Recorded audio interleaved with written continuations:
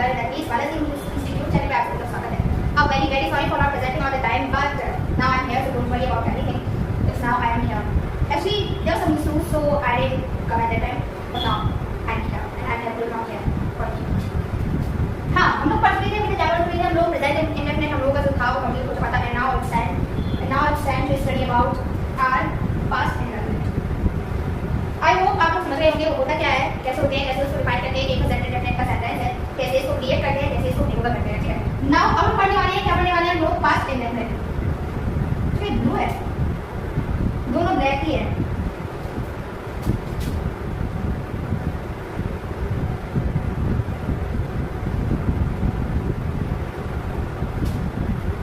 एक मार्कर मुझे स्कूल से मिला था और एक मार्कर मेरे घर का था।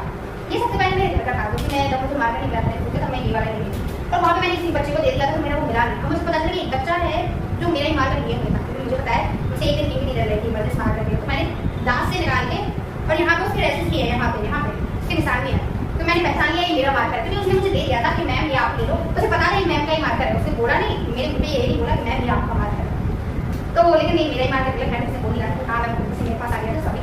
मैंने कहा कोई बात नहीं है मैंने तुम्हें 20 रुपये में कह रहा है ठीक है ये वाला मुझे स्कूल से मार्कर मिला था तो ये बात है मेरे पास है तो मैं कहीं रखती थी उस चीज़ को मैं भूल जाती हूँ। मैंने दोबारा मार्कर नहीं रख दिया तो दोबारा भी हो गया था। अब मैंने दोबारा से अपनी प्रिंसिपल से मांगा था कि सर आप मुझे एक बार उन्होंने बोला क्यों दोबारा का गया मैंने कहा वो तो हो गया उनका सीधा हो गया आपका सर मिल ही नहीं रहा है हो गया। ओके नाउ ऐड बेटा मैंने ये लिख दिया था पास्ट इंडेफिनिट। अब देखिए ये होता क्या है मैंने आप लोगों को पहले बता चुका सॉरी मैं आप लोगों को पहले बता चुकी थी कि ये होता क्या है पास्ट इंडेफिनिट होता क्या है। मैंने आप लोगों से इसके बारे में काफी डिस्कस किया था क्योंकि मैंने एक क्लास पूरी इंडेफिनिट की पढ़ाई थी उसके बाद मैंने आप लोगों को प्रेजेंट इंडेफिनिट पढ़ाया था कि होता क्या है। इंडेफिनिट भी होता है इससे क्या होता है डेफिनेट को बोलते हैं हम लोग निश्चित क्या बोलते हैं निश्चित यानी जो काम बिल्कुल आपका डेफिनेट जो टाइम यानी डेफिनेट को बिल्कुल निश्चित ही होना है कि हमें बोलते नहीं हमें एक काम बिल्कुल निश्चित करना है बिल्कुल मतलब जरूरी करना है वो काम होता है डेफिनेट यानी वो टाइम डेफिनेट होता है और जो टाइम डेफिनेट ना हो उस टाइम को क्या बोलते हैं इंडेफिनेट यानी अनिश्चित। अब देखिए तब हम लोगों ने प्रेजेंट वाला पढ़ा था तब हम लोगों ने क्या पढ़ा था प्रेजेंट वाला तो हमने उसको क्या नाम दिया था प्रेजेंट इंडेफिनिट। अब हम लोग को पढ़ना है यानी जो टाइम पास्ट में यानी भूतकाल में हम लोग का समय चला गया है तो अगर हमारा टाइम हमारा डेफिनेट ना हो यानी निश्चित ना हो जैसे मैंने बोला कि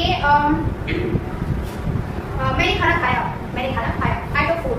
देखिए खाना की एक बार मैंने आप लोगों को एक सेंटेंस बताया जो मैं आप लोगों को सेंटेंस बनाऊंगी मैं आप लोगों को इसे करता कर दूं इसमें क्या खाना का तो मैं एक क्यों लगाता हूं मैं एक भी लगा सकता हूं और क्यों लेते हैं मतलब एक क्यों लेते हैं तो मैं आप लोगों के सारे लोकेशंस जो भी है मैं आप लोगों को पूरे दूर कर दूंगी ठीक है। तो मैंने बोला मैंने खाना खाया यानी आई टुक फूड मैंने खाना खाया तो देखो जरूरी नहीं है मैं खाना खाने के बाद मैं और कोई काम कर ही नहीं सकती ठीक है कोई मतलब निश्चित है कि मैं और कोई काम कर ही नहीं सकती मतलब निश्चित है कि हाँ कि मैं ये काम करने के बाद मैं अभी खाना खाने के बाद मैं पानी पीऊंगी पानी पीने के बाद मुझे शायद मुझे कोचिंग में जाना होगा कोई अर्जेंट काम है मुझे वो भी करना होगा तो क्या है इसे यानी निश्चित होगा कोई ना कोई काम करने होगा ठीक है। और अगर नहीं है कि हाँ हमें ये चीज़ बिल्कुल भी क्या है अनिश्चित है कि मैं अभी खाना खा रही हूँ मैं जिंदगी में खाना खा लूँगी जरूरी है बिल्कुल नहीं है जो टाइम डेफिनेट ना हो ठीक है यानी मैंने ये काम कर लिया है ये काम करने के बाद ये मेरा काम कंप्लीट हो जाएगा ये काम करने के बाद मैं दूसरा काम कर सकती हूँ ठीक है। तो डेफिनेटली क्या आता है इंडेफिनिट सेंटेंसेस होते हैं यानी जिनका टाइम निश्चित ना हो ठीक है और उसको कौन सा टेंस बोलते हैं हम लोग टेंस पास्ट इंडेफिनिट यानी कि हमारा भूतकाल में जो टाइम हमारा चला गया उसमें अगर कोई हमारा टाइम डेफिनेट ना हो उसको हम बोलते हैं प्रेजेंट सॉरी पास्ट इंडेफिनिट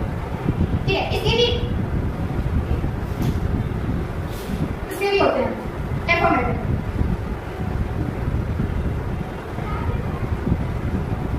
इसकी हेल्पिंग वर्ब होती है नेवर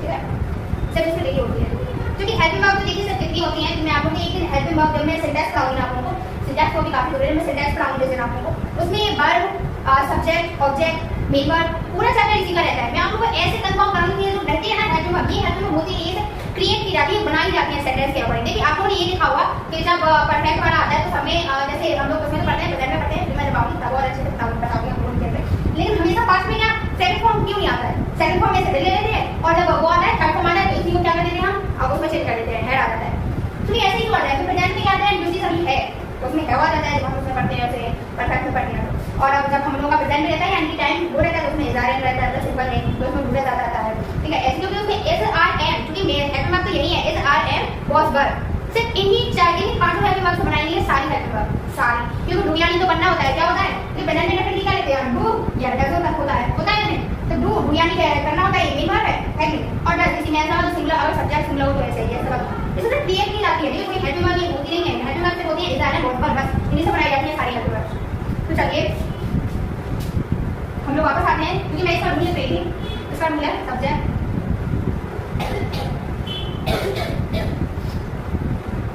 मेन क्या कि यहाँ पे self and plus subject. Example के लिए हम लोग देखेंगे, क्योंकि आपको एक या दो बताऊंगी, उसके बाद आपको कोई बनाना है, क्योंकि देखिए सारे सेंटेंसेस क्योंकि एक ऐसे हम लोगों ने बना लिए सारे सेम रहते हैं, सिर्फ वर्ब चेंज किया उसमें और कुछ चेंज नहीं। तुमने मुझसे मेरी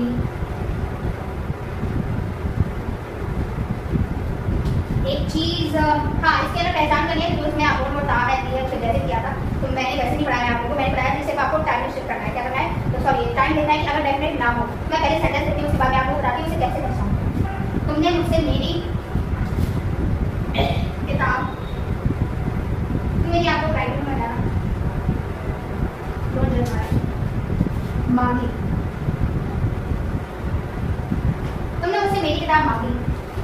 देखिए अब वैसे तो छोटे से हम लोग पढ़ते ही आए हैं कि इंडेफिनिट हो, ताकत ये दे रहा उसका पूरा मतलब नहीं समझते हैं। इसका मतलब क्या है, तुमने मुझसे मेरी किताब मांगी, आज तो तुमने मुझसे मेरी किताब मांगी, पर जिंदगी में मुझसे मेरी किताब मांग रहे हो। Is it definite? Not at all. क्यों? क्योंकि इसलिए नहीं कि तुमने अभी मुझसे मेरी किताब मांग ली, ठीक है, तो जरूरी नहीं कि तुमने तुम्हारा इस किताब के साथ काम खत्म होने के बाद तुम और मुझसे नहीं मांगोगे। It's not possible. क्यों? क्योंकि अब तुमने अभी मुझसे मेरी किताब मांगी, हो सकता है तुम मेरी किताब मांगने के बाद मुझसे कुछ समझ में ना आया हो, तुम कॉपी भी ले लो मेरी, तो मेरी नोटबुक भी मांगो, मांग सकते हो कि नहीं?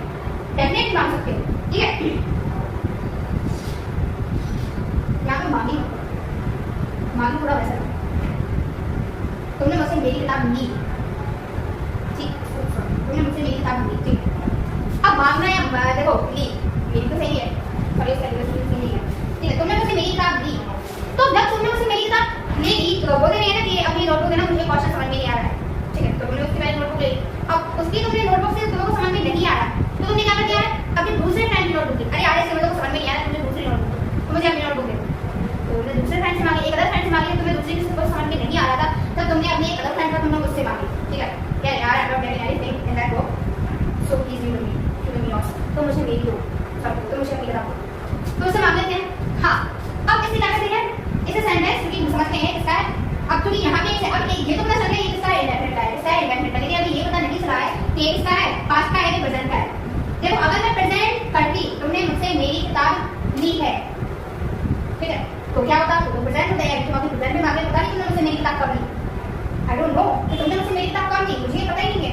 हाँ बट अगर तुम यहाँ पे है लगाते, क्या लगाते हैं, तब मुझे पता चला दैट इट्स प्रेजेंट इंडेफिनिट, ये क्या है प्रेजेंट इंडेफिनिट। बट तुमने मुझसे मेरी किताब सिर्फ ओनली ली, ठीक है, तो ये अब मैं ये बता नहीं सकती हूँ कि तुमने मेरी कब ली है, तुमने मेरी स्टाइल को ली नहीं है, तुमने मेरी परसों नर्सरी आपका स्टाइल ली, ठीक है। हाँ तो अब मुझे क्या या समझ आ गई कि एक स्टाइल सेंटेंस स्टाइल पास्ट का है, ओके। अगर अभी भी समझ में नहीं आया तो आप लोग ये पढ़ा होगा कि हमेशा इसकी पहचान में आप लोगों ने क्या पढ़ा होगा, ई पढ़ा होगा, आ पढ़ा होगा, ठीक है, तो ये बड़ी है। इसका अगर निकाल होना तो किसकी मात्रा है, बड़ी ई की, किसकी है, बड़ी ई की, समझ में आ गया, नाउ यू गॉट इट। मैं आप लोगों को जो समझाने की कोशिश कर रही थी उसका मतलब सिर्फ यही है कि इसके उसमें क्या आता है, डी और बड़ा आता है, जो आप लोग अभी तक पढ़ते आ रहे हैं वो। लेकिन सबसे अच्छा तरीका यही है, अगर इसके बाद में है वो लगा दे तो मतलब वो प्रेजेंट का होगा। अब पता नहीं है, कुछ नहीं लगा तो ये फ्यूचर का तो बिल्कुल भी नहीं हो सकता है, ये किसका होगा, ये पास्ट का होगा, डेफिनेटली होगा, ओके। हाँ अब इसे हम क्रिएट करते हैं, क्या हमें सबसे पहले क्या आना है, सब्जेक्ट, क्या आना है, स्ट्रक्चर, सबसे पहले क्या आना है, सब्जेक्ट,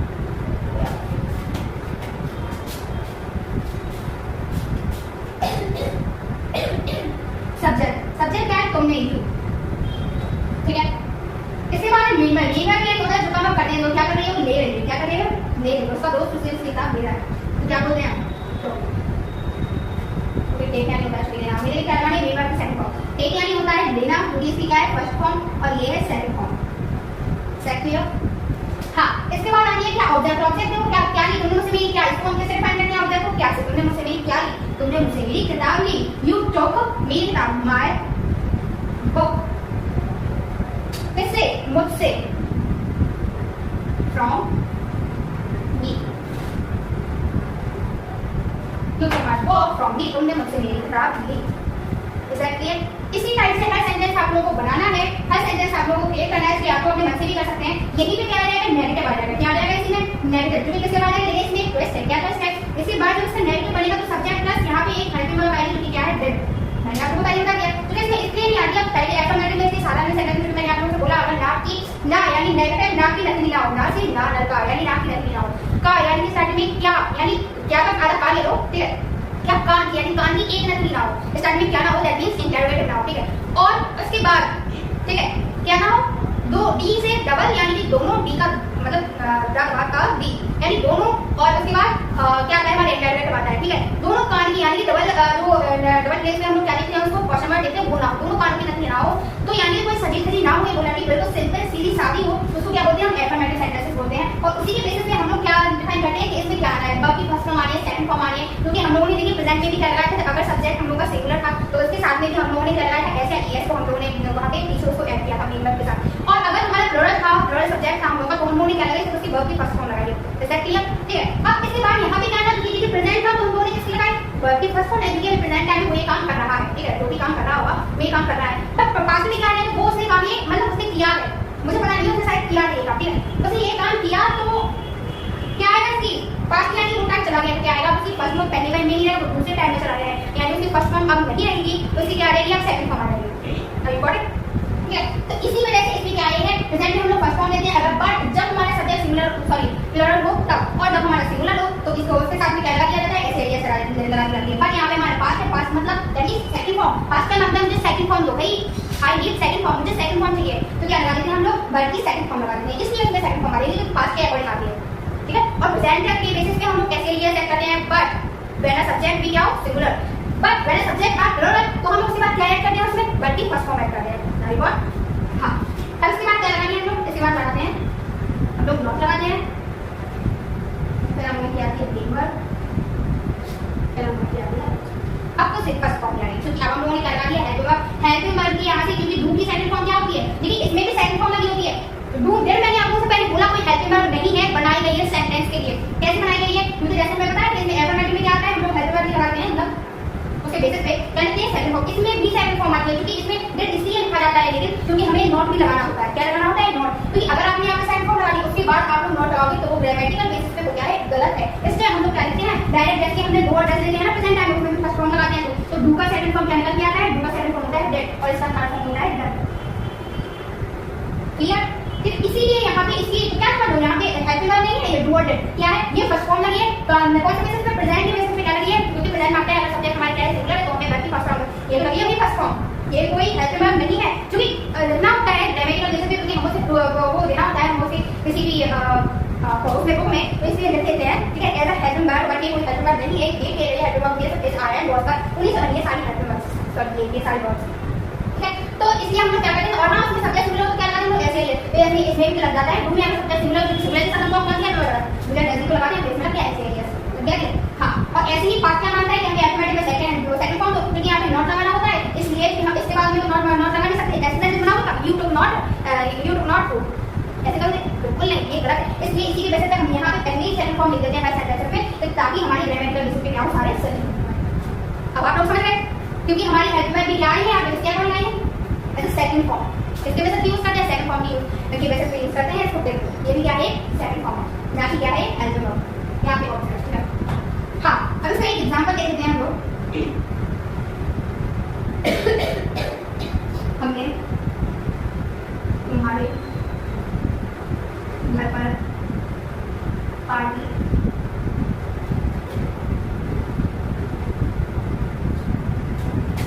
नहीं की, हमने तुम्हारे घर पर पार्टी नहीं की। सबसे पहले क्या लिखना है? सब्जेक्ट। देखो पहले ये देखो, हमने तुम्हारे घर पर पार्टी नहीं की, मतलब नहीं की, क्या जिंदगी भर नहीं नहीं करोगे? करोगे, मान लो कभी नहीं करोगे, ठीक है? कोई कभी नहीं करोगे, मान लिया आप लोगों ने कभी नहीं करोगे, बट क्या तुम अपनी लाइफ में कभी तुमने बर्थडे पार्टी नहीं की? तुमने अपने को बुलाया नहीं, आया होगा, ठीक है? कभी ना भी करोगे, यानी डेफिनेट नहीं है तुमने अभी नहीं की, तुम कभी नहीं करोगे, कभी ना कभी ऐसे वो आ रहा है, ठीक है? तो किसी ने देखा क्या होना आगे सकती, कभी ना कभी हो, तो तुम ये क्योंकि अभी तुम्हारा देखिए तुम्हारी एड्रेस तो आनी है तुम्हारी लाइफ की, ठीक है? तो तुम ये नहीं बोल सकते मैंने तुम्हारे घर पे पार्टी नहीं की, ओके? तो क्या है? यानी डेफिनेट नहीं है, क्या होगा? इंडेफिनेट। ये समझ रहे हैं कि किसका इंडेफिनेट का इंडेफिनिट सेंटेंस है ये तो समझ गए, लेकिन अब ये कैसा है जो कि नहीं की है, हम अभी गए हैं। जैसे पढ़े एग्जाम्पल हम लोग ऐसे समझते हैं कि जैसे हम लोग अपने दोस्त के यहाँ गए,